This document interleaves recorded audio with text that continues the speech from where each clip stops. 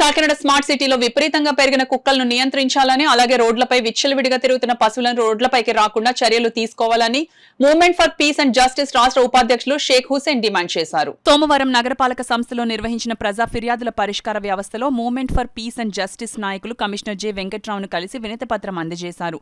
ఈ సందర్భంగా ఎంపీజే రాష్ట్ర ఉపాధ్యక్షులు షేక్ హుసేన్ మీడియాతో మాట్లాడుతూ కుక్కల వలన రోడ్డుపై తిరుగుతున్న పశువుల వలన ప్రజలు తీవ్ర ఇబ్బందులు ఎదుర్కోవడం జరుగుతుందని, వీటిపై చర్యలు తీసుకోవాలని కమిషనర్ వినతిపత్రం ఇవ్వగా సానుకూలంగా స్పందించడం జరిగిందన్నారు.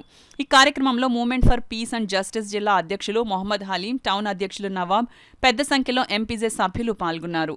కాకినాడ సిటీలో అన్ని వార్డుల్లోనూ కూడా అన్ని రోడ్ల మీద కూడా గేదెలు, కుక్కలు, పందులు, చాలా గేదెలు, ఆవులు ఇవన్నీ కూడా విపరీతంగా తిరుగుతూ ప్రజలకు ఇబ్బంది కలుగజేస్తున్నాయి. రోడ్లు పాడు చేస్తున్నాయి. తర్వాత ఏమో రోడ్ల మీద రిలేటెడ్ ద్విచక్ర వాహనాలు వాళ్ళని పడగొట్టడం అన్నీ కూడా చేస్తున్నాయి.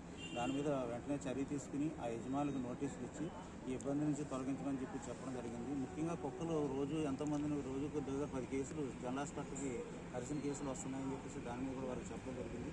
దాని మీద మేము ఆలోచించి వాటిని ఇక్కడి నుంచి ఎగ్జిట్ చేయడానికి లేకపోతే ఏ విధమైన చర్యలు తీసుకోవాలనేటట్టు మేము చేస్తున్నాము. ఆల్రెడీ దీని మీద ఇంకా ఉధృతంగా చేస్తామని చెప్పేసి కమిషనర్ గారు హామీ ఇవ్వడం జరిగింది. Movement for piece and justice తరఫున ఈ కమిషనర్